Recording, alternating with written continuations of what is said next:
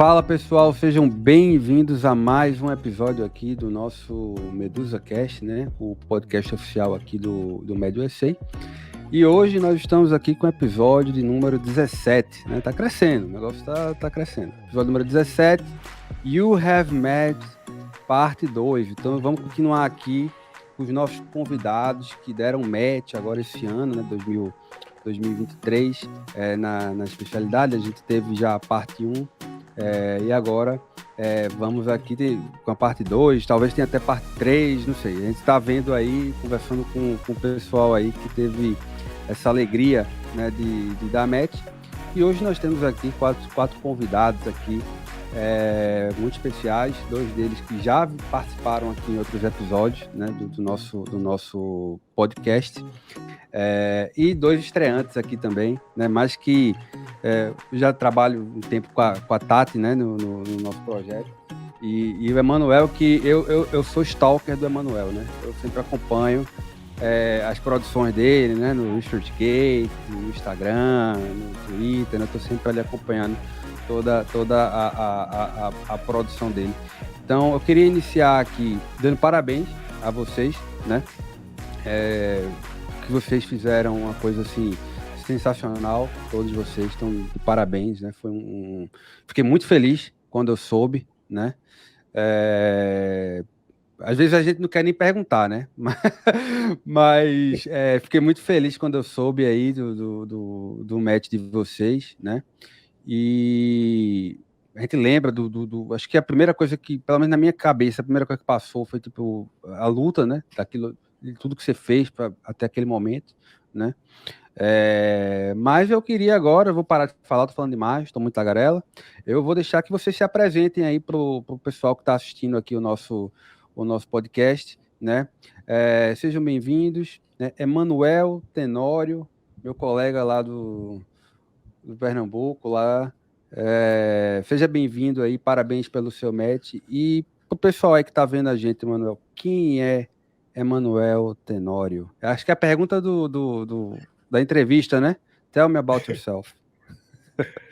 Bom, primeiramente, muito obrigado, Diego, pelo convite. É um prazer estar participando desse podcast. Então, Emanuel, eu sou natural do Pernambuco, né? Nasci numa pequena cidade chamada Iati. Fiz medicina na Universidade Federal de Campina Grande, Paraíba. A seguir, eu fiz cirurgia geral no Santa Marcelina, São Paulo. Depois fiz cirurgia vascular na USP de Ribeirão Preto. Depois fiz doutorado na USP de Ribeirão Preto. Depois fiz 5 anos de Research Fellow, 3 anos na Mayo Clinic. E depois 2 anos na Universidade do Texas, em Houston. E dei match em cirurgia vascular. Maravilha, rapaz, que história, viu? Tem aí muita coisa aí pra gente conversar, né?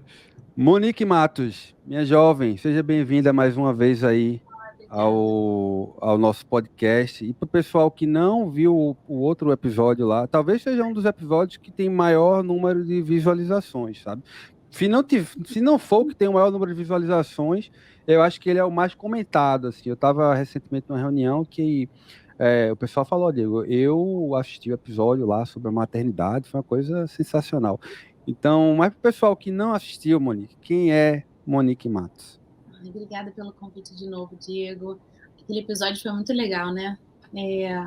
Bom, eu sou do Rio de Janeiro, me chamo Monique. Eu formei na UFRJ em 2012, fiz residência em cirurgia geral, depois eu fiz colorectal no Brasil, 2 anos.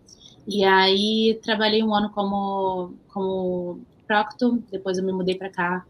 E aí comecei a fazer pesquisa em colorectal, e aí fiquei fazendo pesquisa durante todos esses anos, e aí até ano passado eu apliquei para o match. E aí eu dei match em prelim, aqui em Orlando. E esse ano eu apliquei para categorical e eu dei match no programa que eu estava fazendo prelim. Então é uma super vitória, estou muito feliz. E é isso. Maravilha. É bom que aqui a gente vai ver a história de vocês, que são de diferentes perspectivas, né? Então a gente pode falar um pouco dessa experiência diferente que cada um teve aí para o pessoal, porque tem pessoal que assiste aqui o podcast, é variável. Tem desde o cara a pessoa que está lá na faculdade, primeiro ano de faculdade, aquela coisa, até o pessoal que está formado aí há 5, 10 anos, que está querendo se mudar e refazer a residência aqui nos Estados Unidos. Mas seja bem-vindo aí de volta também. Tatiana Lino. Tati, já conheço de outros carnavais, né? Já tem um tempo aí. Tati, ela foi conteudista, né? Da gente, trabalha com a gente, escreve material aí, né? E já participa do nosso grupo aí há um tempo. Fiquei muito feliz quando eu soube aí do seu match. Parabéns mais uma vez, né? Mas conte aí pro pessoal aí, quem é Tatiana Lino, de onde ela veio, né? O que é que ela, Primeiro, como ela dorme, o que ela se alimenta, né? O que ela gosta. Nossa, eu tô tão feliz que eu tô aqui, porque finalmente deu certo, né? Bem, Tatiana Lino, carioca, nascida e criada no Rio de Janeiro. Fiz Escola de Medicina Souza Marques, formei em 2018. Não sabia muito que especialidade eu queria. Não sabia também que era muito possível vir aqui para os Estados Unidos. Mas no final da minha faculdade eu comecei a ter um flertezinho ali, fiz um clerkship, gostei do que vi, voltei para o Brasil, sabia que o processo era complicado, longo e caro. Trabalhei muito como plantão em UPA, médica de família, gostei muito de medicina de família. Fiz tudo, apliquei ano passado, não dei match, infelizmente. Não deixei a peteca cair, não é um sentimento que eu desejo para ninguém, mas corri atrás, consegui um research na Mayo Clinic Florida, que é onde eu ainda estou aqui. Eu vou sair em final de maio. E esse ano eu consegui dar match na University of Arkansas. Muito bacana. Eu vi recentemente que teve alguma coisa lá no Arkansas, não foi? Na notícia. Teve um mega tornado que destruiu metade da cidade agora. Ficou, assim, uma parte que não é parte do hospital, nem a parte onde a maioria das pessoas moram, graças a Deus, dos residentes, uma parte um pouco mais afastada. Pegou bem lá. Geralmente não acontece lá, mas esse ano aconteceu. E eu acabei de ver que também tem alerta para novos tornados amanhã. Uma coisa que eu não sabia, não esperava por isso. Eu acho que lá em Orlando, Monique, não sei se também tem um tornado passando por lá, furacão ou alguma coisa do gênero. Ou, não agora, tô falando assim, em geral, assim, se há risco de... Sempre tem, por volta de setembro, outubro. Sempre tem aqui. Inclusive, a gente teve dois momentos que a gente teve que fazer parte de uma equipe assim, de plantão só para cobrir esses períodos aí, que a gente chama de HERD. Uhum. São equipes específicas e a gente só fica no hospital, por exemplo, 2 dias, depois a gente vai para casa, depende. Uhum. Mas tem toda uma estrutura de preparação aqui. Eu estava conversando recentemente, não me lembro com quem, que falou que o pessoal não sabe o que acontece, que Miami nunca tá na rota do furacão. Miami sempre escapa da rota do furacão, ninguém sabe por quê, né? Mas enfim. E temos aqui, né, também nosso convidado aqui, que já esteve aqui no podcast, né? Ele que tem aquela voz marcante, né, de radialista, né? O William Ito, parabéns, seja bem-vindo aí mais uma vez aqui ao nosso podcast. Muito obrigado. Primeiramente, agradecer a oportunidade novamente. Voz de radialista foi a primeira vez que eu acho que eu não me considero isso aí, não. Bom, William Ito, sou nascido e criado em Londrina. Eu fiz faculdade de medicina também na mesma cidade, lá em Londrina, na Universidade Estadual de Londrina. Sou formado em 2014, já faz um tempinho aí. Fiz cirurgia geral e urologia na mesma faculdade, na Universidade Estadual de Londrina, então fiquei 11 anos lá. Eu não tive oportunidade, infelizmente, de trabalhar como urologista na minha cidade, nem ao redor dela. Os Estados Unidos sempre foi um flerte longínquo, distante, difícil, todo mundo sabe como é que é, ainda mais na especialidade que a gente busca, cirúrgicas, no caso, né? Não estou falando que as outras são fáceis, mas as cirúrgicas são um pouquinho mais complicadas.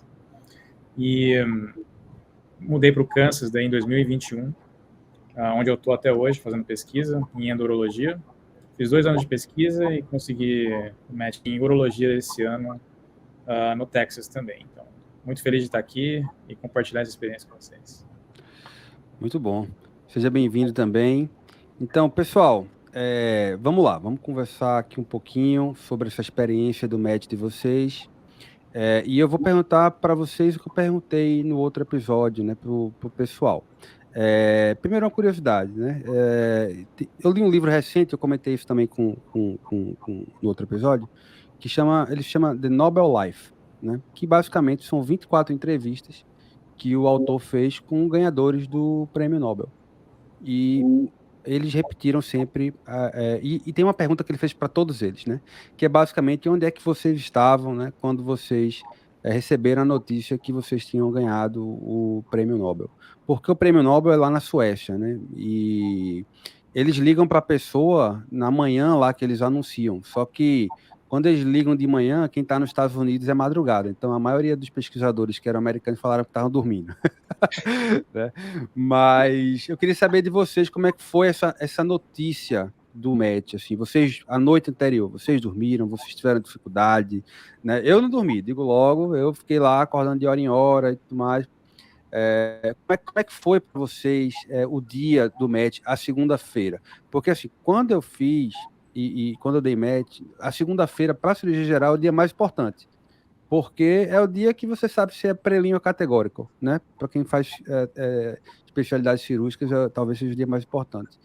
E eu queria saber de vocês como é que foi esse dia, se vocês acham que a sexta-feira foi um dia de mais ansiedade, como é que foi a semana do MET para vocês?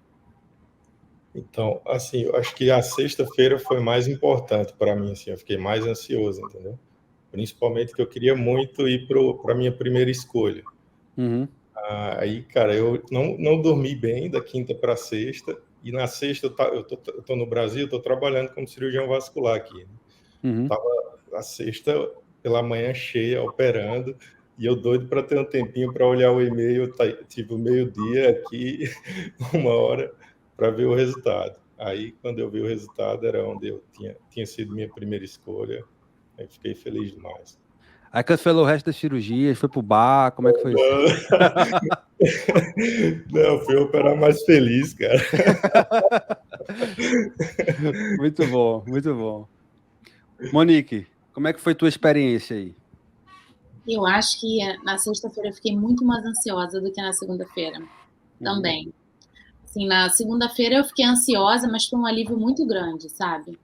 Por saber que eu dei match, mas eu queria muito a minha primeira opção também, igual a Emanuel. Então eu estava muito, muito ansiosa. Eu acho que eu estava no centro cirúrgico e aí eu combinei com meu marido de me ligar, porque eu sabia que eu ia estar num caso que eu não tinha como sair. E aí eu combinei com ele para ele me ligar meio-dia. Falei com a instrumentadora, com a circulante, falei, olha, meu marido vai me ligar, é muito importante, atende e coloca no Viva Voz. E eu falei para ele, me liga se eu der match lá na minha primeira opção, que é onde eu estou fazendo meu treinamento. E aí, não sei se foi coincidência, não sei o que foi. Na hora, assim, 2 minutos antes de dar meio-dia, a gente tinha que flipar a paciente, então eu tive que sair da cirurgia, né? E aí eu saí, ele me ligou, e aí na mesma hora ele estava no FaceTime com meu pai, com a minha mãe, e aí foi um chororô. Eu fui pro corredor, e aí eu consegui dar match na minha primeira opção, que era o meu programa, e eu não sabia de nada, porque lá eles não falam nada, né? Aqui eles não podem falar nada. Então, assim, o meu chefe que estava operando comigo já sabia, provavelmente, né? Ninguém falava nada. E foi aquela ansiedade a semana toda para saber, né? E eu queria muito ficar em Orlando. As minhas 2 primeiras opções eram aqui, e eu tinha uma sensação de que eu ia dar match em uma das duas. Mas, nossa, foi um alívio tão grande. E foi isso, eu estava no centro cirúrgico, operando, e foi maravilhoso. Assim, eu tive que ficar uns 10 minutos fora, porque eu não conseguia parar de chorar. Sabe? Mas foi muito bom. Todo mundo foi lá na sala me dar parabéns, os outros residentes. Acho que eu recebi, sei lá, umas 70 mensagens de celular, sabe? De pessoas de lá. Foi tão maravilhoso. Assim, eu me senti tão querida. E assim, eles escolheram 2 residentes de 6 prelims. Então, os 6 prelims queriam cirurgia geral. E, enfim, depois a gente pode conversar mais sobre isso, mas foi muito difícil meu início, porque eles não tinham AMG no programa, então parecia que eu tive que trabalhar o dobro, sabe? Para me destacar e para eu conseguir mostrar que eu sou boa, igual a eles e tudo mais. Então, assim, foi muito bom. Show de bola. Eu fico impressionado com a capacidade dele de fazer poker face, né? Eles não falam absolutamente nada. Eu lembro que eu apliquei e meu escritório era junto com a Program Coordinator, né? Tipo, tinha a minha mesa e tinha a mesinha dela.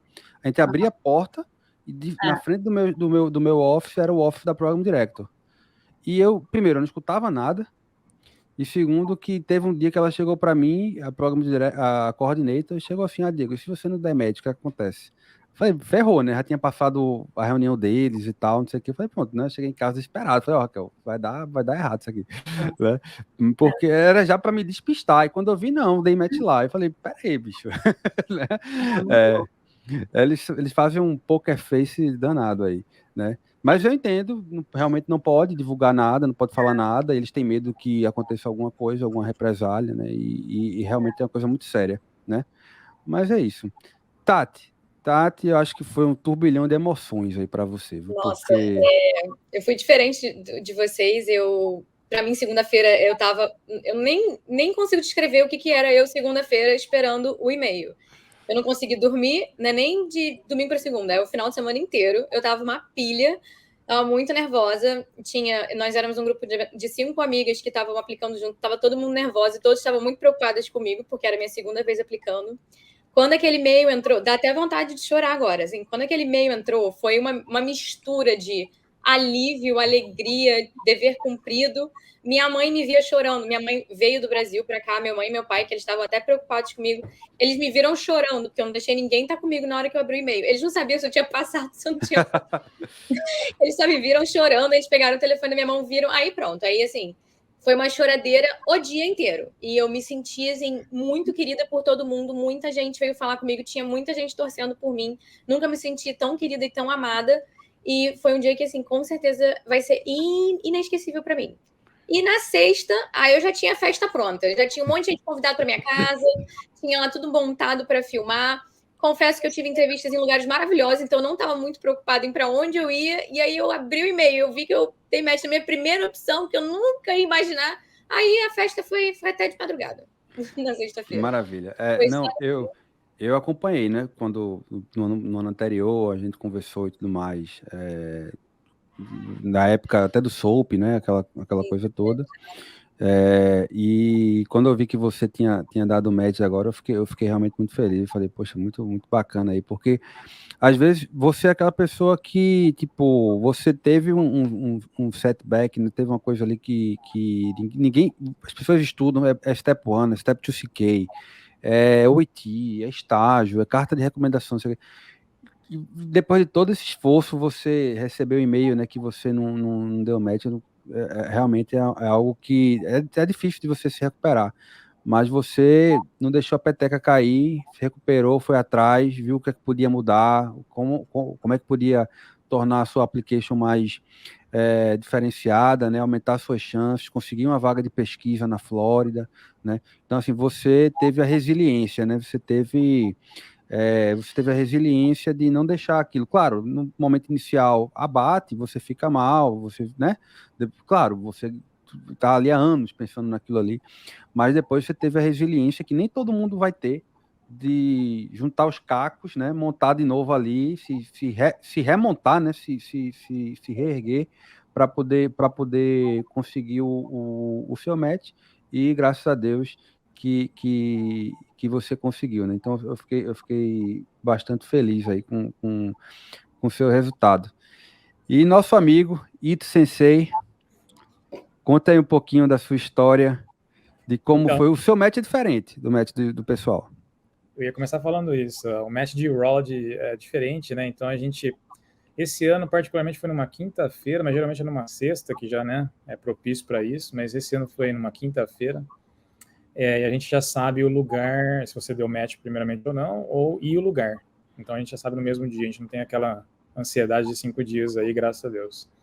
E é um pouquinho antes, né? Então o match desse ano foi dia 2 de fevereiro, então praticamente um mês e meio, aí, quase antes do match regular.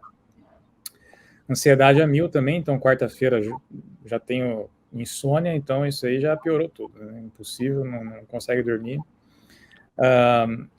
Na quinta-feira eu tenho sala de cirurgia para acompanhar as urologia aqui que o pessoal faz, né, cirurgias endurológicas. Estava num dia regular, tentei passar ali a noite em claro mesmo, tomei um café, fui lá, dia normal, e-mail mesmo. Eu sou mais pro pessimista, então estava esperando um unmatched ali, mas graças a Deus foi diferente. Estava dentro da sala de cirurgia, dia regular, frio, ansiedade por dentro, mas tentando manter a frieza e calma. O pessoal, e aí, já passou, tal, como é que foi? Recebeu o e-mail? Falei, não, calma, são 8 da manhã, tal, ainda era 7h30. Mas contando uns segundos ali, quando deu 8 horas em ponto, abri o e-mail no meu celular. O e-mail é diferente também, você recebe um e-mail dizendo que o resultado foi divulgado, aí você tem que entrar depois. Eu não sabia disso, eu achava que era um e-mail igual todo mundo recebe, né? De cara, aí mais ansiedade entra, a internet cai, 5G ruim, sai correndo, pega o e-mail e na hora que eu vi matched, you have matched, indescritível a sensação, estava sozinho por causa dessa situação do celular aí, tive que sair da sala de cirurgia, deu aquele frio na barriga, a perna amolece, tem que sentar, olha para o celular, atualiza, mas será que é verdade isso daqui, entendeu? E na primeira opção ainda que eu tinha escolhido também igual a maioria, né? Aqui, né, hoje, e não é o caso de todo mundo, infelizmente, mas o importante é passar.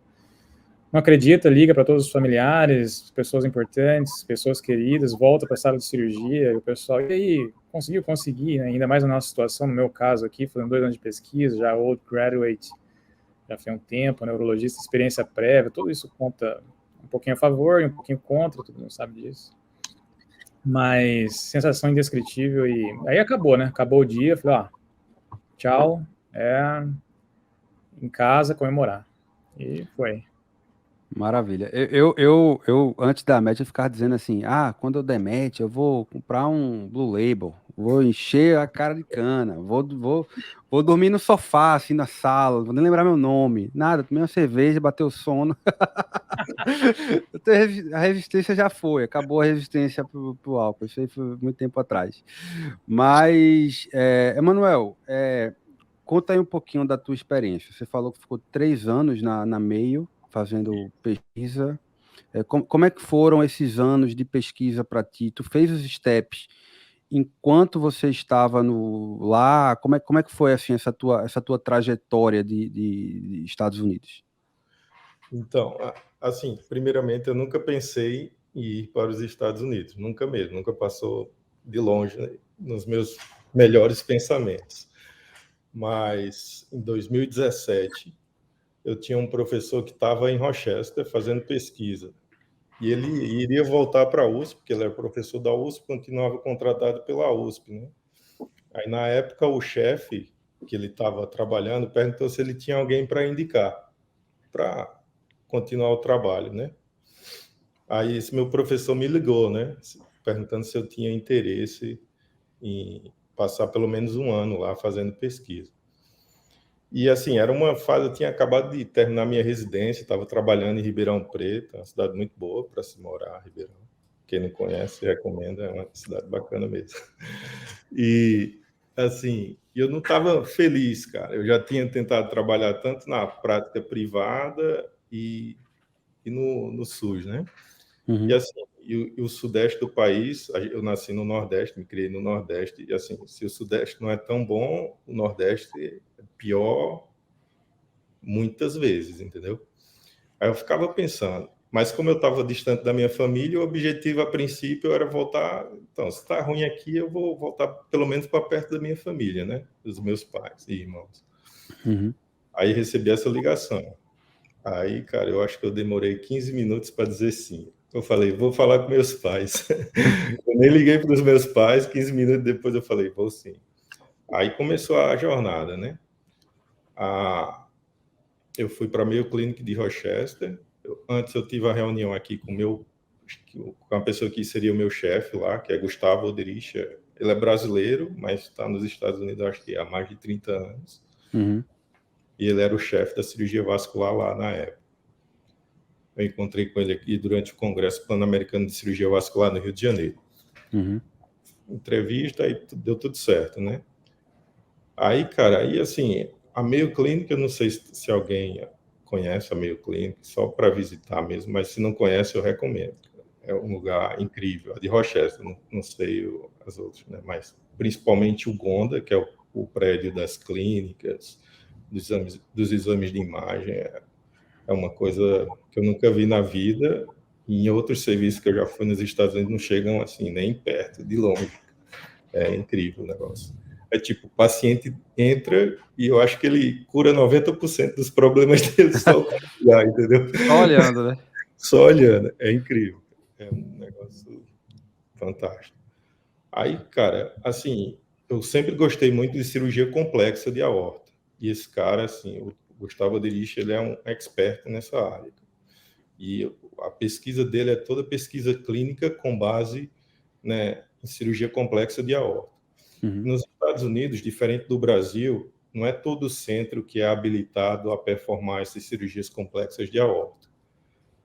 Tipo, existem atualmente 10 centros nos Estados Unidos que são habilitados a fazer esses procedimentos. Cada instituição necessita tipo de uma license para fazer esse procedimento. E essa license não é da instituição, é do physician, entendeu? Se o physician está na Mayo, mas muda para Texas, o IDE vai com ele, é IDE que a gente chama. Entendi. Então, o cara ele trabalha com isso. Aí, cara, é uma área que eu gosto muito, entendeu? Aí, eu não, assim, de background em relação à pesquisa, eu tinha meu PhD aqui na USP de Ribeirão.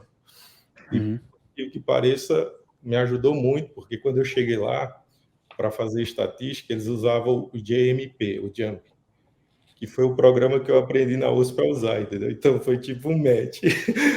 Foi bom, né? Foi bom. Foi bom. Aí, cara, eu fui gostando, assim, da pesquisa e vendo que, assim...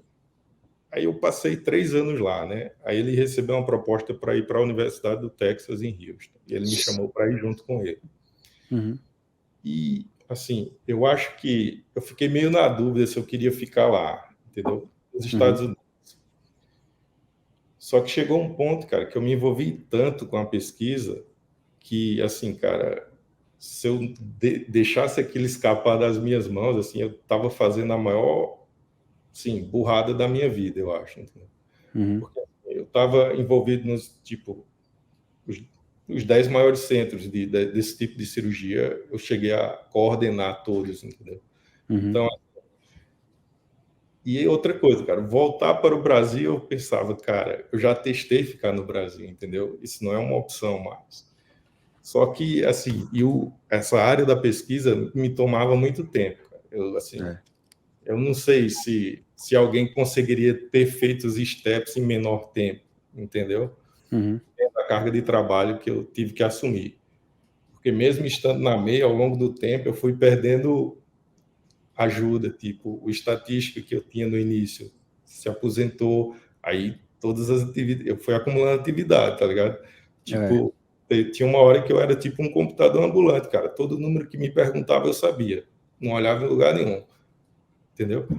Aí, quando a gente foi para Houston, a gente cresceu o grupo. Aí foi quando eu tive um tempozinho mais livre, né? Aí eu fiz as provas o ano passado, cara. De julho a dezembro. O Step 1 e o CK e o OIT. Isso. Caramba, velho. Quando a gente faz pesquisa, realmente assim, se você... por exemplo, aqui no hospital tem estatística, mas se eu for depender dela para eu fazer os meus trabalhos, vou fazer assim, um trabalho a cada 3 meses, sabe? Isso é ok, mas não é o meu objetivo. Então... E aí é engraçado, porque eu passei a fazer a estatística dos trabalhos, e aí depois ela mandava um e-mail para mim, né? Ela fazia assim, porque a gente submete no Research Day do hospital. Ela mandava um e-mail para mim fazendo assim, Diego, mas como é que você fez como é que vocês fizeram essa estatística desse trabalho aqui e tal, não sei o quê. Aí eu falei, não, fulana, foi a gente mesmo que fez. né? Então ela ficava, não, mas manda para mim e tal, não sei o quê. Eu falei, não, é porque a gente tava precisando de uma celeridade. Quando essas coisas mais simples a gente mesmo faz, se for uma coisa mais complexa a gente manda para você e etc e tal. Mas tem lugar que vai ter estatístico que vai estar mais disponível, né? Que você consegue uma celeridade maior, mas tem lugar que você precisa, você quer manter aquele ritmo de pesquisa, e eu sei que você, pelo que eu acompanhei, tem um ritmo bom assim de publicação, né? Eu já imaginava que o Manuel ele deve fazer a própria estatística dele, porque todo mês eu vi ali uma atualização no ResearchGate, né? E assim, a atividade, pelo menos a minha atividade como research, não era só estatística, escrever, tipo, era também preparar caso. Tinha um caso interessante, porque eu ia para o OA, né? Eu nunca trabalhei em laboratório, sempre estudo clínico, coletando dado, prospectiva, alimentando base de dados, etc, etc. Mas a gente dava todo suporte a todos os residentes, cara. O cara tinha uma meeting na Europa, precisava de um dado, sei lá que horas, a hora que fosse. Ligava, mandava mensagem, a gente ia lá, resolvia, ajustava tudo. Então, aí era muito time consuming. Então, eu não sei, eu acho que eu demorei um pouco para sair, entendeu? Da bola de neve, mas graças a Deus eu consegui sair. Eu tô até hoje na bola de neve aqui. Não, mas eu não saí assim, não fiquei nela, né? Eu avancei, dei um up, porque se ficar nela também só, eu acho que não. Eu atualmente eu tô com um monte de projeto aqui, desde a época que eu ainda estava na pesquisa, que a gente está tentando dar vazão, mas é difícil, porque na residência é difícil de continuar no mesmo ritmo, né? Às vezes o attending ele esquece que você não é mais Research Fellow, ele acha que você ainda tem todo o tempo do mundo para fazer o trabalho dele, né? Mas você só quer chegar em casa e dormir. E dependendo do tempo que você ficou numa instituição, tipo, fazem 2 anos que eu saí da meio, cara. E até hoje os residentes me mandam perguntas sobre base de dados de lá, cara. É complicado. Mas Monique, minha jovem, me diga uma coisa. Você, o Emanuel, ele fez 5 anos de pesquisa aí, 3 na meio, 2 no Texas. Deve ter comido muito churrasco lá no Texas nos últimos 2 anos, né? Que é onde o William vai, né? E aí ele fez as provas, 6 meses, né? E tudo mais. Você fez o prelim, então já é uma experiência diferente. Cada um de vocês tem uma experiência única nesse processo. Como foi para você o seu ano de prelim?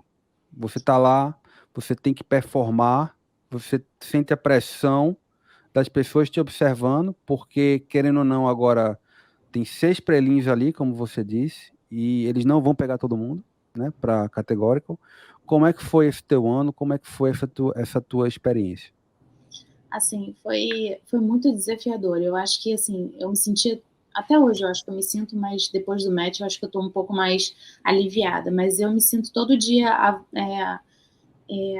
sob pressão de ser avaliada, eu acho. A impressão é que eu estou sendo avaliada a cada segundo por todo mundo, pelos residentes, pelos attendings, pelas nurses, por todo mundo que está ao meu redor. E assim, esse match foi uma vitória, foi uma super vitória, e foi a prova de que, assim, o trabalho duro, assim, e faz diferença para a gente conseguir as coisas, sabe? Igual um dos meus mentores e padrinho aqui, quando ele me ligou para me dar parabéns pelo match lá no meu programa, ele falou assim: Monique, você tem que continuar seu trabalho duro, porque quanto mais duro a gente trabalha, mais sorte a gente tem. Então, assim, isso que você está colhendo agora de fruto é só resultado de muito trabalho, né? Aquele trabalho que a gente acha que é invisível, né? Eu, por muitos meses, achava que eu acordava, assim, 3 horas, 4 horas da manhã e pensava, meu Deus, que vale a pena, sabe? Que isso tudo vale a pena.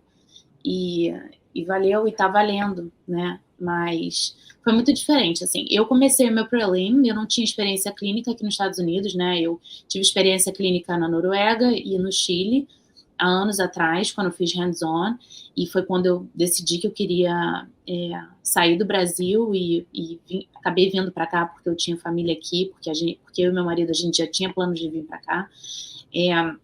Então, eu comecei o meu prelim sem ter uma experiência de como funcionava mesmo o sistema americano na parte cirúrgica, né? E eu comecei na cirurgia vascular, já num centro de nível 1 de trauma, então foi bem difícil o primeiro mês, assim. E aí, no primeiro mês eu pensava, meu Deus, como é que eu vou continuar no programa com 6 prelims, assim, com 5 prelims, né, que são novos, são recém-formados, que são americanos, e como é que vai ser? Será que eu vou ter chance, sabe? E aí eu trabalhei duro, eu sempre cheguei mais cedo que todo mundo, sempre ia embora para casa depois que todo mundo. Às vezes as pessoas falavam, Monique, você tem filhos, vai para casa, porque eu comecei a residência, o meu problema, eu tinha uma bebê de 3 meses, né, em casa.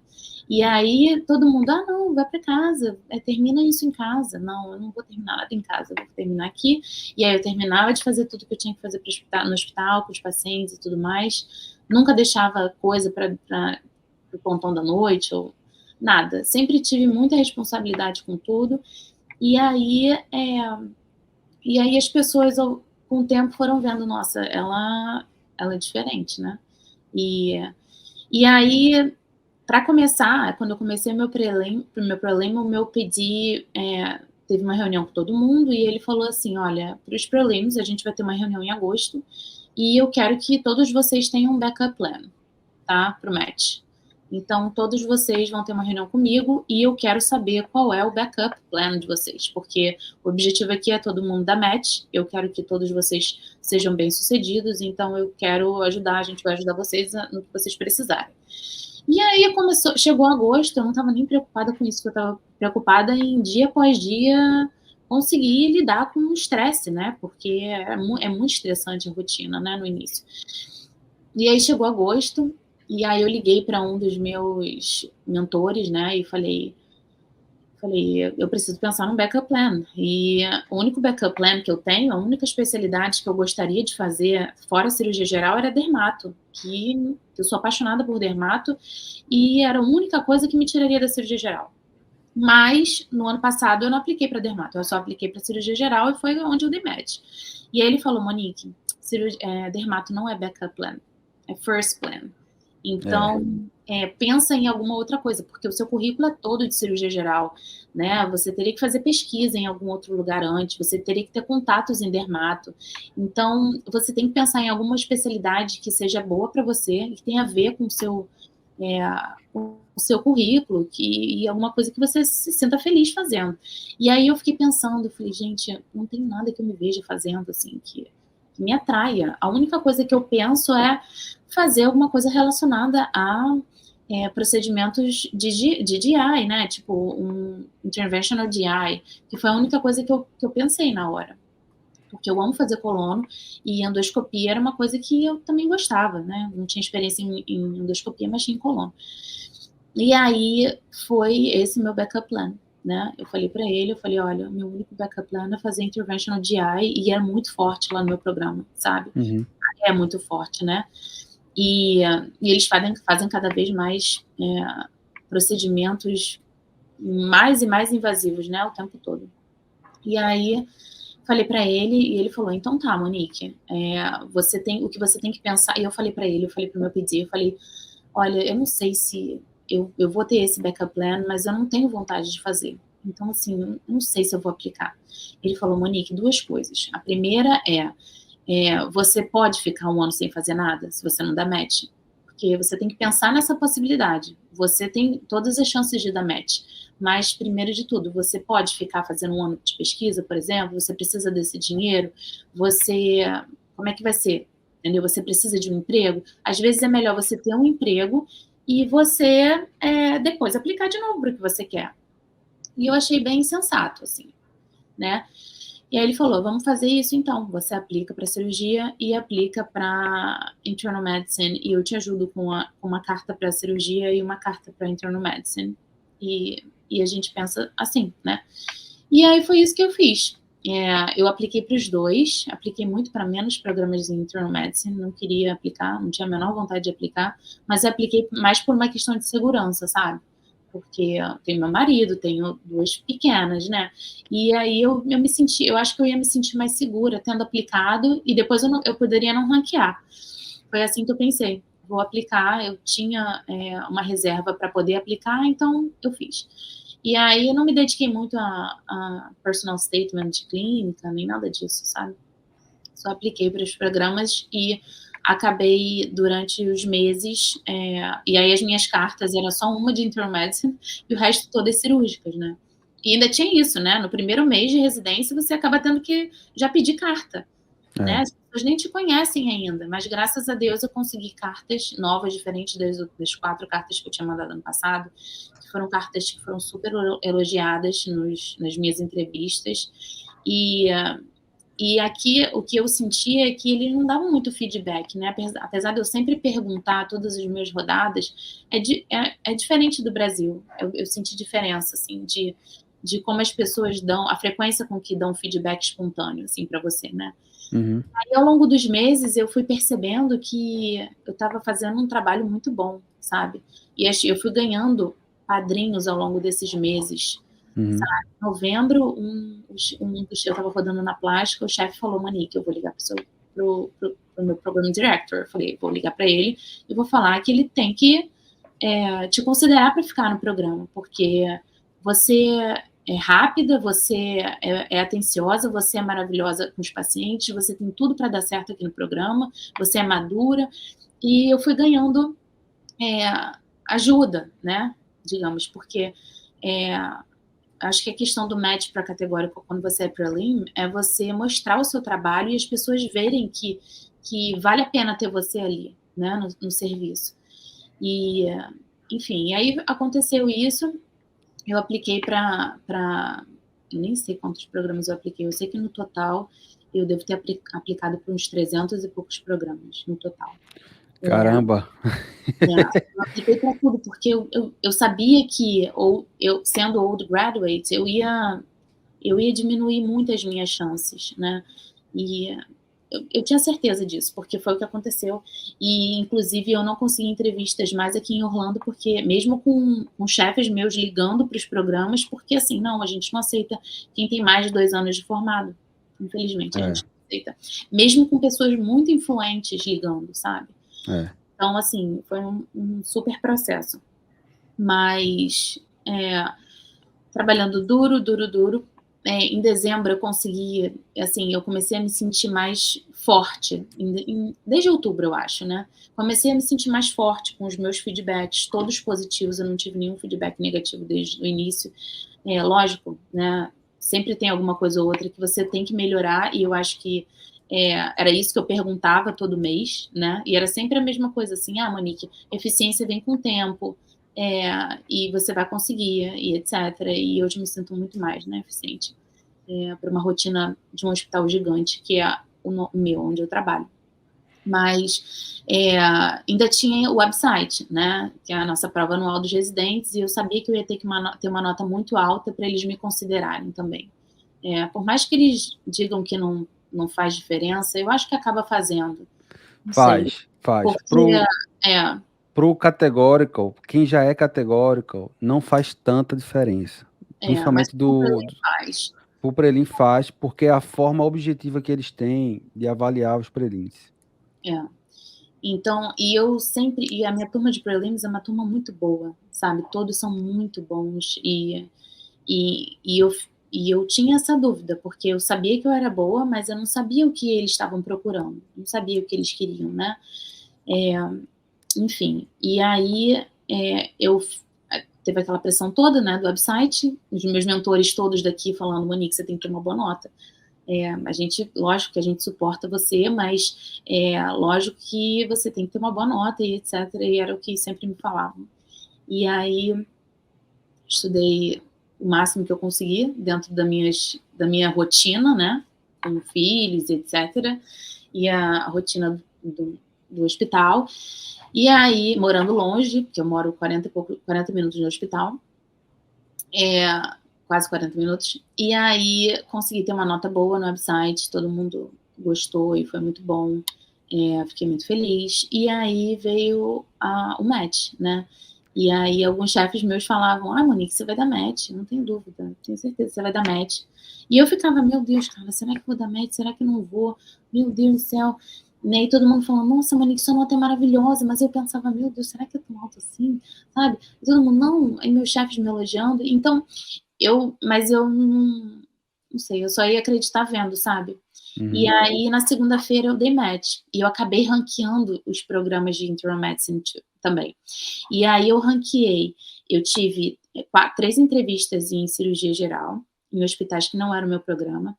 O meu programa já ia me ranquear, então funcionava como mais um hospital, né? Mas eles não me entrevistaram, porque eles já me conheciam. E aí, eu tive 3 entrevistas em Internal Medicine e uma que eu não vi o e-mail e perdi, não acabei não marcando, enfim, seriam 4, né? E aí eu ranqueei todos esses, e todos esses para cirurgia geral eram categóricos, né? E eu acho que por isso também a sexta-feira foi o mais angustiante para mim, porque eu sabia que eu tinha ranqueado. Na semana antes, assim, acho que um mês antes, eu já estava mais confiante que talvez eu fosse dar match aqui em Orlando. E porque um residente do outro programa daqui de Orlando, que é muito forte também, foi meu chefe em janeiro no Night Float, e ele gostou muito do meu trabalho, e eu tive uma entrevista muito boa lá no Advent, né, que é o outro hospital aqui de Orlando. Então eu sabia que eu tinha chance lá.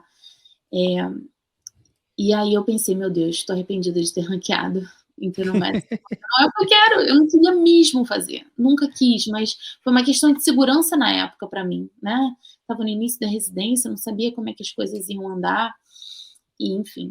E aí foi uma angústia, Diego, foi uma angústia, você não tem noção. A gente que é da cirurgia, internamente, foge da internal medicine como o diabo foge da cruz, entendeu? A gente tem um pensamento muito objetivo, muito pragmático, sabe? E internal medicine, acho que só as hipóteses diagnósticas da clínica médica ali já é a evolução da cirurgia ali, né? E assim, eu sempre gostei de consultório, eu gosto de consultório, eu gosto de clínica, mas é diferente você escolher para a vida toda aquilo. E não entrar mais no centro cirúrgico, né, praticamente.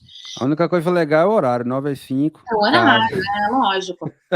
E eu tentava ver pelo lado positivo das coisas, sabe? Eu falava, meu Deus, por favor, assim, faça o que seja melhor para mim, sabe? Mas esses meses todos de esforço, de tanto sacrifício, sabe? Eu queria dar match em cirurgia, óbvio. E aí foi muito angustiante para mim. Mas, graças a Deus, eu consegui. E aí, na sexta-feira, foi um alívio gigante eu ter conseguido na minha primeira opção. E é isso, assim, parece que foi...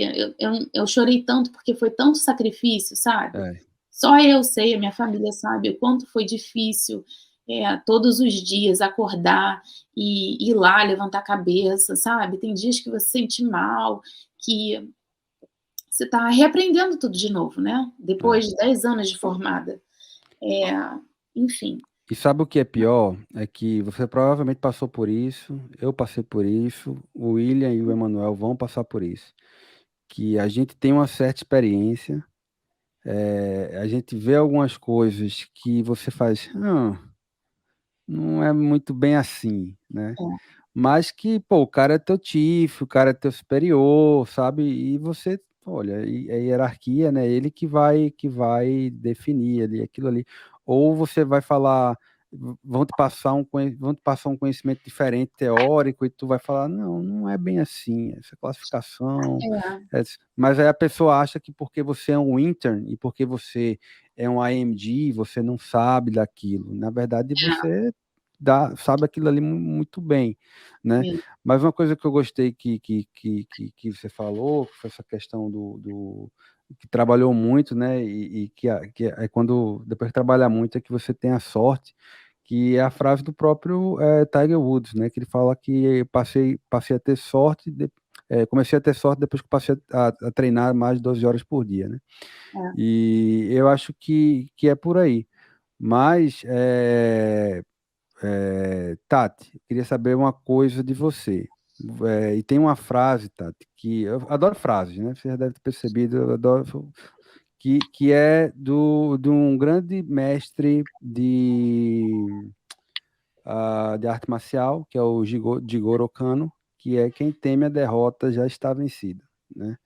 E acho que essa frase aí se aplica muito à sua luta aí, que eu realmente não é todo mundo que vai se reerguer depois de uma derrota e, sabe, e se reconstruir e realmente ter sucesso. Essa resiliência, né, ela é muito importante, não só agora para você ter o sucesso que você teve, como também quando você começar a sua residência. Foi uma pergunta para você, e depois eu vou perguntar também para o William, para o Manuel, para a Monique. A mesma pergunta vale para vocês quatro, sobre as entrevistas que vocês tiveram agora nessa season, né? São duas perguntas, na verdade. Eu perguntei isso para os outros, na outra episódio que a gente gravou. Vocês acham que existe um número mínimo que te garante assim, uma certa tranquilidade, assim, olha, com esse número eu vou dar match? Essa é uma pergunta. E uma pergunta mais curiosa é, nas suas entrevistas, vocês receberam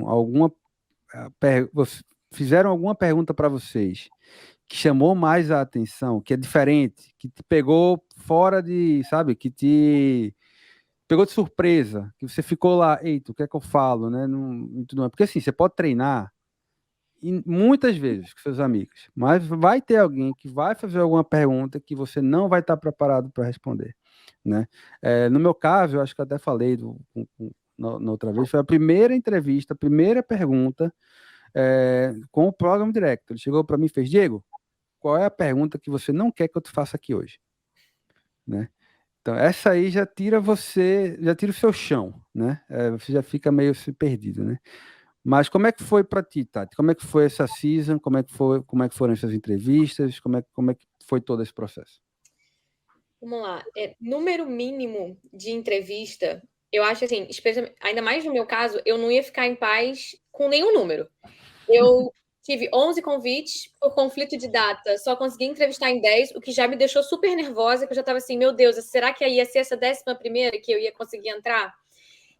Não estava em paz. Meu mentor, ele já botou para dentro, é ótimo, mas ele já mentorou várias pessoas e ele diz que ele tem um número mágico. O número mágico para ele é 7 entrevistas em family. Eu não sei se isso se vale para tudo, porque a maioria das pessoas que ele mentora entra em family medicine. Então, no dia que eu mandei mensagem para ele avisando que eu tinha chegado na minha 7ª, ele falou: agora é 100% de match. Mas uma semana antes do meu match, eu tive uma reunião com ele de projeto e ele falou assim: qual é o seu plano B? Eita. Esteja preparada para o SOAP. Nossa, passei o dia chorando. Porque ele fala para mim que eu tenho 100% de match, eu estava nervosa, fiquei 10% menos nervosa. Aí uma semana antes ele fala: esteja preparada para o SOAP e qual é seu plano B? Aí meu mundo caiu. Mas ele tem esse número mágico, que é 7. Mas eu acho que mais importante do que um número é a sua performance na entrevista e o quanto você consegue se identificar com o programa. No meu caso, por exemplo, inclusive foi no programa que eu dei match que me fizeram a pergunta mais surpresa, que eu fiquei assim, meu Deus, não esperava, que foi: me conta tudo de dificuldade que você passou na vida, da hora que você nasceu até a hora que você entrou na faculdade de medicina. Aí eu fiquei... Meu Deus. Aí lá, pensei, lembrei, passei por algumas coisas, contei tudo. E, a princípio, essa pessoa que me entrevistou, ela gostou da minha resposta. Tive uma ótima conexão com todas as pessoas. Esse programa me mandou um presentinho pós-entrevista, que meu mentor disse que isso foi um ponto positivo. Agora, o que mais aconteceu de inusitado para mim foi que eu entrevistei com eles em dezembro. Um belo dia, no meio de fevereiro, eu estou trabalhando, toco meu telefone com o número de Little Rock. Falei, nossa, estranho. Me liga, é o APD, falando: hi, Tatiana, vou entrar na reunião do Rank, quero te fazer uma pergunta. Why you? Gente, eu fiquei tão nervosa. eu, sinceramente, o que eu falei naquele momento, eu não lembro. Mas ele falou que eu arrasei, maravilhoso. Ele falou, I like it, e desligou. Basicamente, ele foi na minha cara. Eu fiquei, meu Deus. Ou agora ele escolhe, ou ele me detestou. Mas depois que eu dei match lá no programa, ele falou que eu dei uma resposta maravilhosa, que até agora eu não sei o que eu falei. Eu tô tão nervosa que eu não lembro o que eu falei. Chorei depois da ligação, liguei pra minha mãe. Mãe, não sei o que eu respondi. Minha mãe, como assim, minha filha? Eu falei, não sei, eu só comecei a falar tudo que eu sabia. Falei, ele gostou e acabou que isso foi um ponto positivo. Mas foram coisas que eu tava, assim, completamente eu não esperava vir. Foi pega totalmente de surpresa.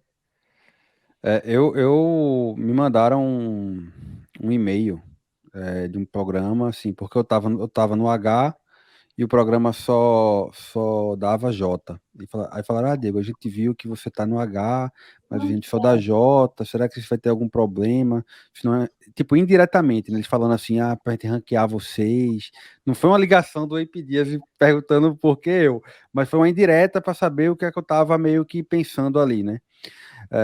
Em relação ao ranking. William, meu jovem, conta aí um pouquinho da tua. A gente conversou bastante sobre isso, inclusive das dificuldades, né? Porque urologia é algo bem concorrido, difícil, né? E você teve algumas conversas que no seu próprio programa, né? Conta aí um pouquinho para o pessoal essa tua história e como foi essa tua season aí, tuas entrevistas. Em termos de número de entrevista, eu tive, considerando que a gente é imigrante e tal, geralmente o número que eu vi para brasileiro, né, que eu tenho mais contatos aqui no mundo separado da urologia aqui, que eu sinceramente não sei por que é separado desse jeito, mas o pessoal faz tudo separado, então, né, a gente acaba se espelhando nessas pessoas, era 3, 4 entrevistas, assim, no máximo que o pessoal tinha. Eu consegui, por algum motivo, tive 7 entrevistas dentro da urologia.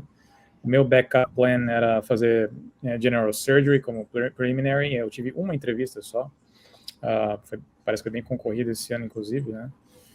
Então, no total, 7 de urologia e uma de cirurgia geral. Número mágico, se você entrar nos Reddit da vida aí, o pessoal fala dentro da urologia, né, que 12 a 13 entrevistas você é 100% de match, né? Mas eu conheço IMGs esse ano que passaram com 3 entrevistas, e conheço American Graduates, Freshly Graduates, que não passaram com 15. Então, eu acho que depende muito de personalidade, primeiro, o trabalho que você demonstrou no seu próprio serviço, como estudante de medicina, ou como fellow, research fellow, no nosso caso, e a sua performance na própria entrevista mesmo, né?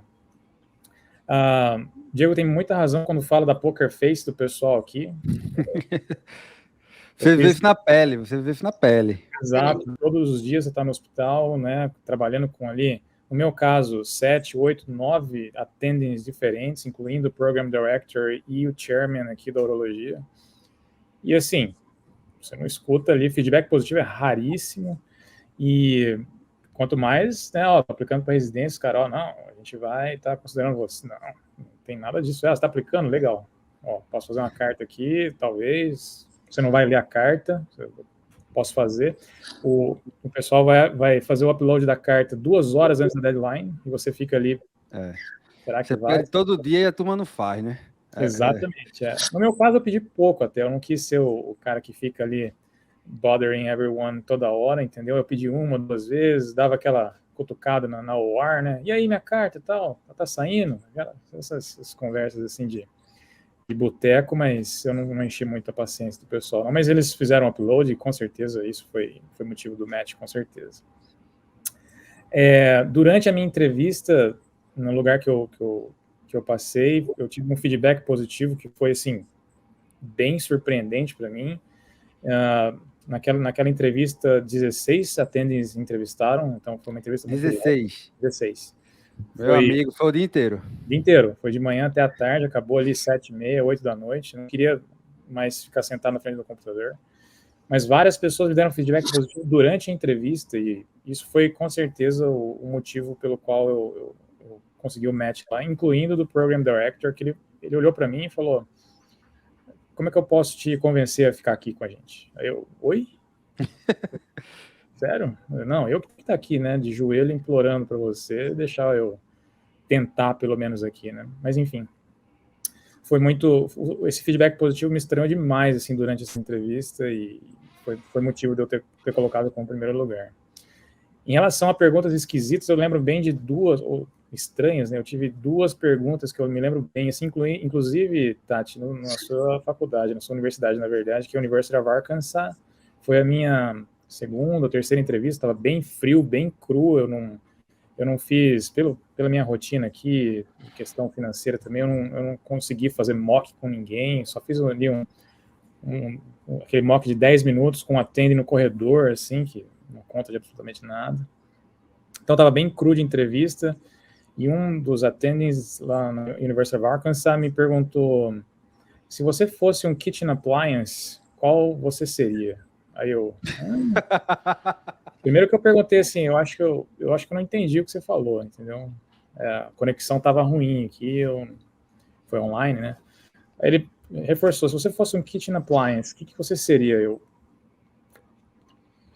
Tá. Eu falei, o que veio na cabeça, eu acho que eu seria uma coffee maker, porque eu gosto de eletrizar as pessoas, uma coisa idiota, assim, entendeu? Mas arranquei a risada do pessoal e deu uma boa impressão. E outro lugar, que foi na Loyola, em Chicago, o pessoal me perguntou, foi o chairman, ele me perguntou assim, imagine que você fosse dono de uma rede de hospital privada. Qual seria o slogan da sua rede de hospital privada? Aí eu também. Rapaz. Entendi. Mas eu falei lá, eu não vou lembrar exatamente o que eu disse, mas eu envolvi empatia no meio do slogan. E aí, quando eu falei a palavra empathy, aí ele falou assim, pode parar. Aí eu, pronto, acabou a entrevista aqui, é só desligar o computador e ir embora. Ele, não, você falou que eu queria... Ele falou assim, você podia ter falado qualquer coisa, mas empatia, essa palavra era o que eu queria escutar, então tá tudo certo. Aí eu falei, bom, me desculpa aí pelas outras coisas que eu falei de besteira. Então, não. Sua entrevista foi, por causa disso, foi perfeita. Acabou. Aí eu, tá bom. Mas foi isso. Eu tive 7 entrevistas no total, então, e essas 2 perguntas que foram mais estranhas, assim. Olha, Tati, 7 entrevistas, número mágico de acordo com o seu... É 100%. Emanuel, como é que foi tuas entrevistas aí? Conta um pouquinho aí da tua experiência entrevistando aí.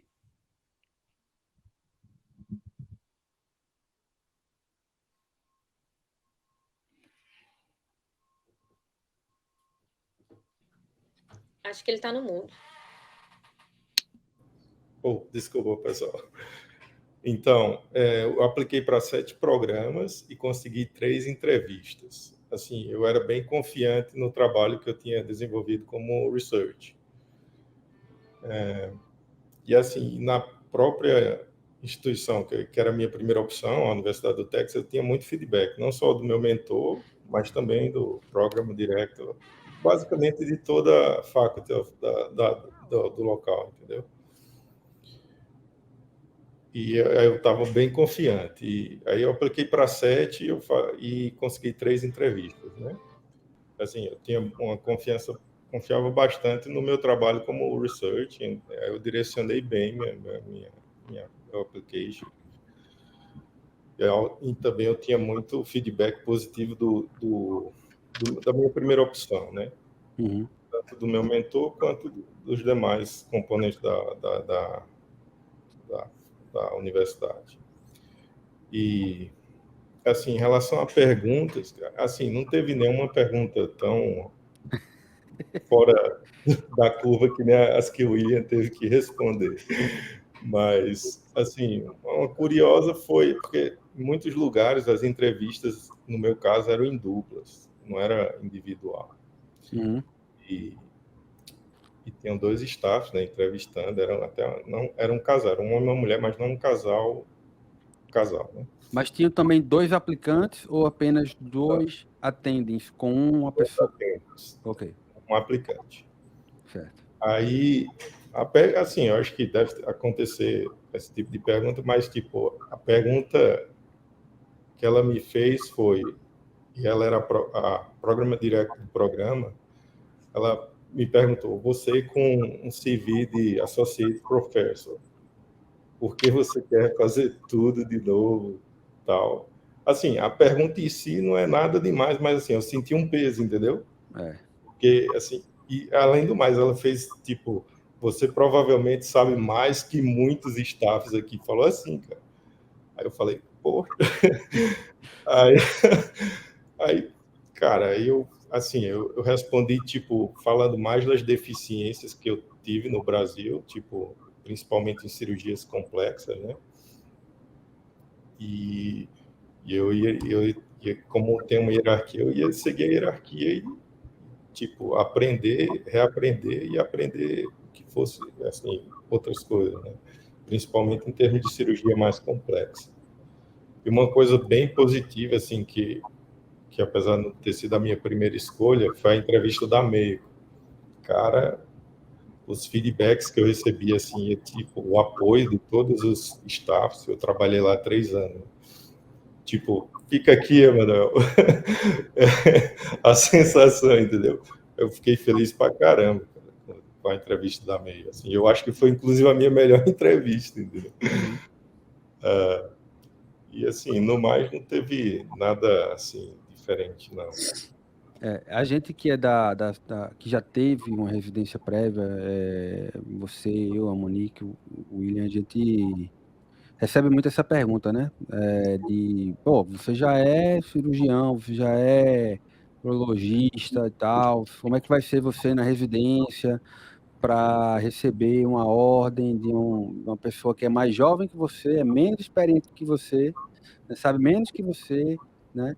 Então, eu acho que isso é bem comum. Eu acho que todo mundo deve ter ouvido essa pergunta aí nas residências, né? Nas entrevistas para residências. E eu lembro que uma vez eu sempre falo essa história, que eu conversei com o Program Director, que o cara, ele era do Missouri, se não me engano.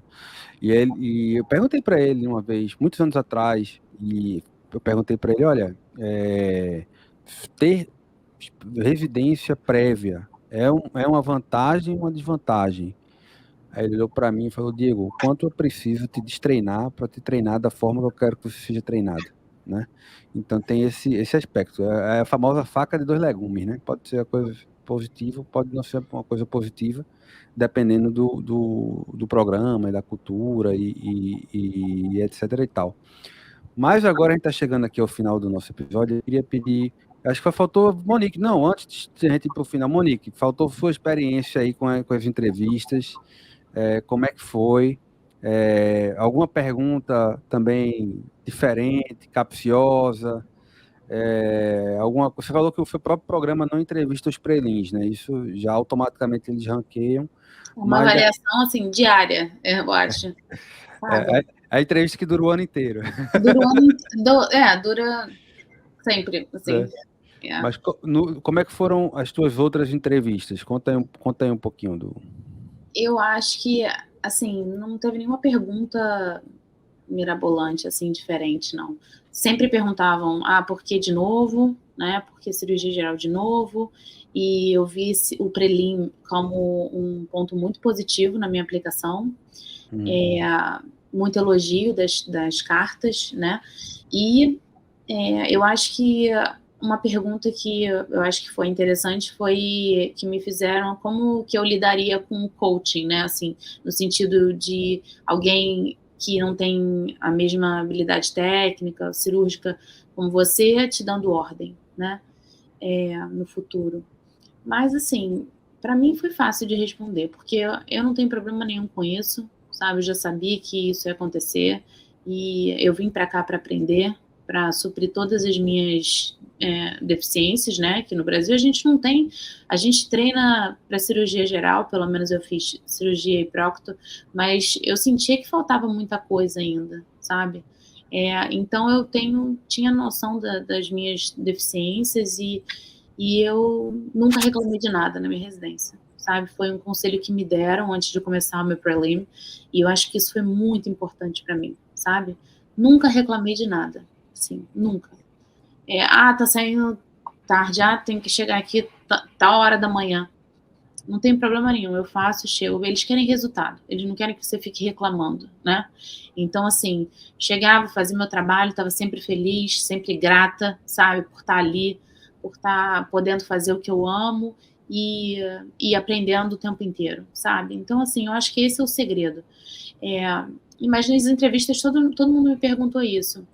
Inclusive, isso foi um feedback que eu ganhei em dezembro da cirurgia pediátrica, em que um dos chefes da cirurgia pediátrica escreveu.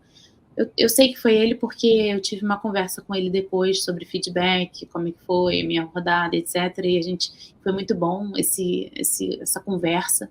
E ele falou para mim, escreveu anônimo, né? Todo mês a gente tem, não sei se vocês têm também o New Innovations.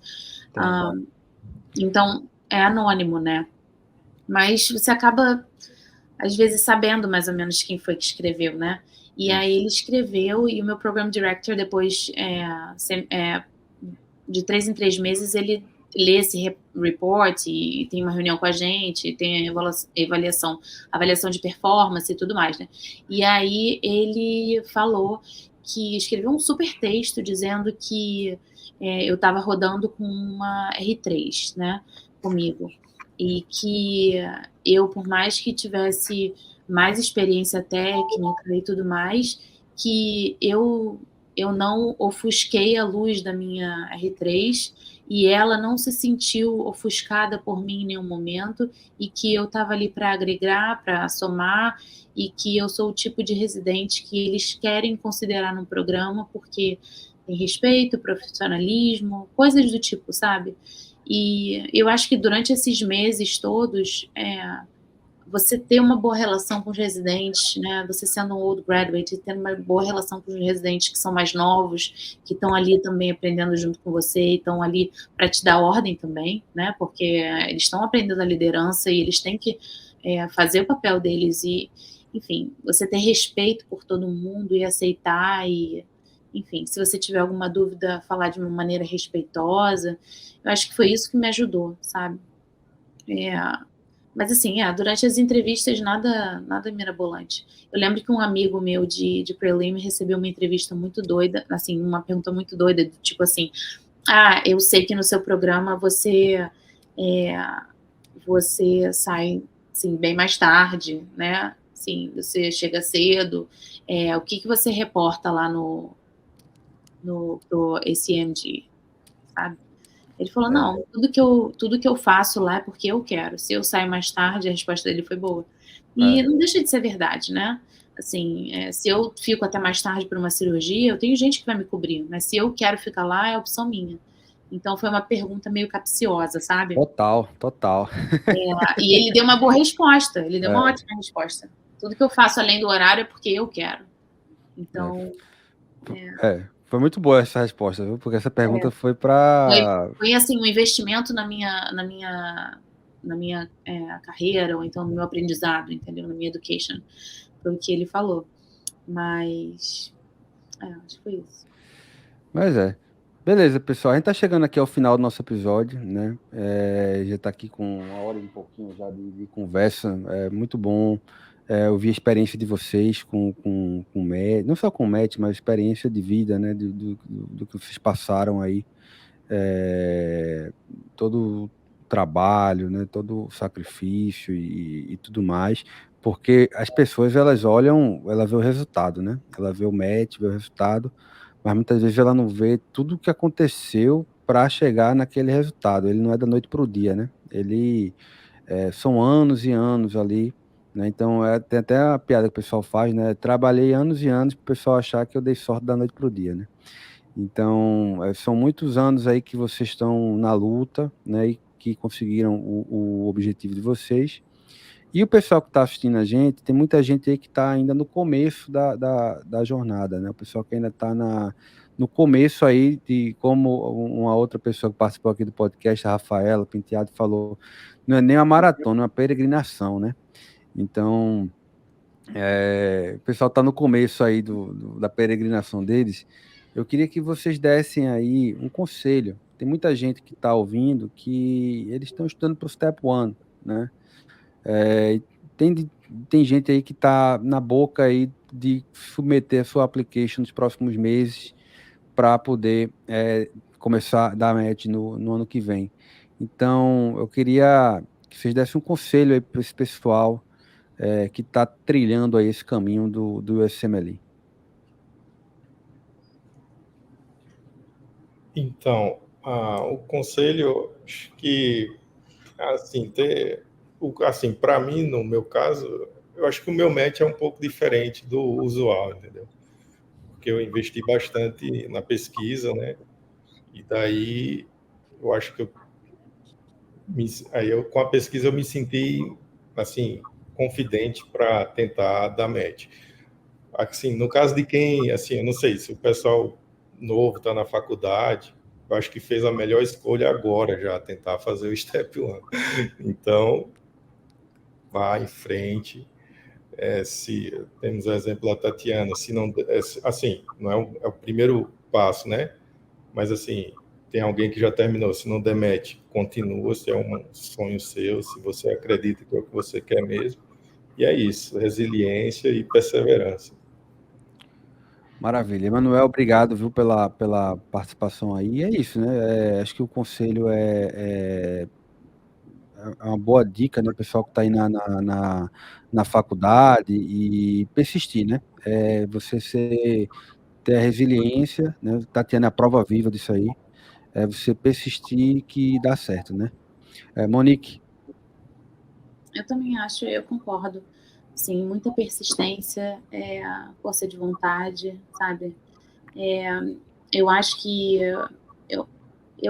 o que me faltou no início foi ter uma pessoa para me ajudar bem no início, assim, antes do Step 1, para eu trilhar os meus objetivos a longo prazo, porque eu achei que eu fui fazendo por etapas e eu acabei, em alguns momentos, me perdendo, sabe? Então, assim, o curso de vocês também é uma ótima oportunidade para ajudar as pessoas a focarem. Olha, você precisa estar... lógico, cada um tem um caminho, cada um tem uma forma de chegar no mesmo lugar, né? Eu acho que esse processo é a prova viva disso, né? Cada um consegue de uma maneira, de acordo com a sua personalidade, enfim. Mas eu acho que trilhar goals, assim, desde o início, sabe o que você quer lá na frente, como é que você quer aplicar, como é que você quer estar preparado para essa aplicação. Eu acho que tudo isso, desde o início, uma organização faz com que você tenha mais disciplina, mais para estudar e para conseguir atingir as notas que você quer no tempo certo e conseguir as cartas na hora certa, enfim. Eu acho que eu consegui muito isso, mais para o final, que eu tinha ajuda da Carol, foi muito importante para mim, assim, só que eu conheci a Carol em junho do ano da aplicação, então, assim, queria ter conhecido a Carol antes. E tinha outra amiga também, a Thaís, então ter uma pessoa que está com você junto é tão importante, né? Eu fiz o meu Step 1 sem saber de muitas coisas que eu comecei a saber depois. Então, acho que é mais organização e perseverança e saber o que você quer e saber que vale a pena e que tem gente, assim, como vocês, como eu, que podem ajudar, que estão aqui à disposição, né, para quem tiver dúvida, enfim. É isso. Maravilha. Vale a pena, eu acho. Monique, obrigado, viu? Obrigado aí pela presença, por compartilhar aí sua história, suas batalhas. Tati, guerreira, sei que você... Qual é o seu conselho para esse pessoal? Você que passou aí por poucas e boas e que agora aí tá só acompanha no Instagram aí, ela grande influência aí, né? Vai comprar o Mustang dela em breve, né? Na verdade, eu vou falar do meu novo bebê porque eu comprei um Lexus. Olha aí, ó, tá vendo? Um Lexus pós-médico, estava tudo organizado. Mas de conselho, primeiro, né, não se comparem. Eu lembro, eu no início, lendo aqueles relatos do Matt, sem eu nem ter feito Step 1, e eu ficava assim, gente, isso nunca vai dar certo, eu não sou brilhante, então não se comparem, todo mundo consegue, assim, com perseverança, com resiliência, entender que, para mim, funcionou ser step by step. Eu vejo muita gente que vem até mim falar que está se sentindo super overwhelmed, que fica preocupado, por exemplo, se vai aplicar com J ou com H e a pessoa nem fez o Step 1. Eu acho que tem que saber em qual etapa do processo você está e você olhar, você tem o seu objetivo lá na frente, já ter uma noção mais ou menos do que quer, mas não fica preocupado com, as perguntas da entrevista, não está na hora disso, está na hora de estudar para o Step 1, depois você vai estudar para o Step 2, vai ver suas experiências clínicas, vai de pouquinho em pouquinho, não se comparando e tendo muita resiliência, porque vai vir muita pedra no caminho. E para quem está mais para o final, que está pensando já em aplicar no próximo ano, que já se livrou da pior parte, para mim, são as provas, assim, disparado, foi o que eu mais tive dificuldade, sua aplicação tem que ser impecável e crie uma rede de apoio. Nos meus 2 ciclos, eu tive rede de apoio de quem estava aplicando junto comigo, eu fui em busca das pessoas, eu conversava com várias pessoas, eu criei amizades que eu vou levar para a minha vida inteira e essas pessoas me ajudaram muito a chegar onde eu cheguei. Então, você não está sozinho, tem muita gente que já passou por isso que quer ajudar, tem muita gente que está no meio do processo, na mesma fase que você, e está doido por uma companhia para poder compartilhar os medos, as inseguranças. E, aliás, medo, insegurança, surtos e choros é tudo normal. Faz parte, todo mundo passa por isso, então você não é o único, nem o primeiro, nem vai ser o último. E não desista. Não desistam nunca. Não deu certo? Tenta de novo, ajusta a rota. Step 1 está com dificuldade, ajusta a rota e vamos, que no final dá certo. Se não deu certo, porque não chegou no final. É verdade. Uma coisa que você falou que é importante, as pessoas elas têm essa ansiedade, né, de estar preocupada com programa, com visto, com green card. E quando você vê, não, mas você está em que parte do processo? Não, estou estudando aqui para o Step 1. E a melhor forma de se preparar para essa prova é isso aí, step by step. É tipo, a prova o que são os steps, é a mesma coisa. Então, assim, é pensar, porque realmente é muita informação, é overwhelming, né? É muita coisa, muita informação. Assusta o estudante, assusta o médico, pensar que ele vai ter que fazer, vou ter que fazer tudo isso. Então, assim, não, pensa por partes. Primeiro estuda para o Step 1, estuda para o Step 1, pronto, agora estuda para o Step 2CK. E assim você vai, e aí você consegue. Se pensar no processo inteiro, a pessoa fica paralisada e realmente não sai daquilo ali, né? William, Ito Sensei, meu amigo. Sobrou pouco para eu falar aqui, mas pode falar. Não. Diga aí. Conselho para o pessoal que tá aí na luta diária do ciclo do ácido cítrico, né? Da subunidade, a subunidade do ribossomo que o antibiótico atua. Produto da terceira reação do ciclo de Krebs. Esse aí é... Ave Maria. Enfim, você dá calafrio só de lembrar, né? Mas sobrou pouco para eu falar aqui. Igual o Diego, mas também diferente do Diego, eu gosto muito das frases, mas eu não lembro quem falou. Mas nada vence a persistência. Então, o meu conselho é bastante simples, pegar aqui o que todas as pessoas incríveis, sensacionais falaram hoje e traçar um plano, desde quando você está começando a estudar para o Step 1, até ali nos últimos dias de agosto, na ansiedade de submeter a application logo, colocar um plano em prática, timeline, dependendo de cada caso. Óbvio, tem pessoas que conseguem mais rápido, tem pessoas que conseguem um pouco mais lento, tem 1 milhão de fatores envolvidos, porque a prova, além de ser tecnicamente muito complicada, ela também é muito cara, então não é todo mundo que vai ter ali a condição financeira para poder fazer. Esse era o meu caso, tinha que trabalhar, estudar ao mesmo tempo, dar jeito de viajar para São Paulo. Fui para Fortaleza fazer prova, tudo bem complicado, ainda mais na pandemia, quando teve na minha época de fazer as provas aí. Mas meu conselho é bastante simples: faça um plano, trace um plano do momento zero até a application e stick it to it. Não sei quem falou isso também, mas fique sempre nisso. E persistência, nada vence a persistência. É isso aí, nada no mundo se compara à persistência. Frase de Calvin Coolidge. Você é a frase, mas não sei quem fala. Mas muito bom. Pessoal, muito obrigado, viu? Obrigado aí pela participação de vocês aqui. Eu sempre fico muito feliz quando vocês vêm aqui compartilhar com o pessoal a experiência de vocês, para que as pessoas vejam que é um processo que é possível, né? Que não é uma coisa do outro mundo, não é rocket science, não é uma coisa que é palpável a partir do momento que você coloca a sua energia, que você se dedica, né, ao projeto, que você vai e que você tem resiliência para ir até o final, né? A grande maioria das pessoas que não conseguem vir para cá fazer a residência, é porque elas simplesmente desistiram no meio do caminho, né? Então, é o que eu falo para os alunos lá do curso da gente. Se você persistir, se você for resiliente, você vai conseguir a sua vaga de residência nos Estados Unidos.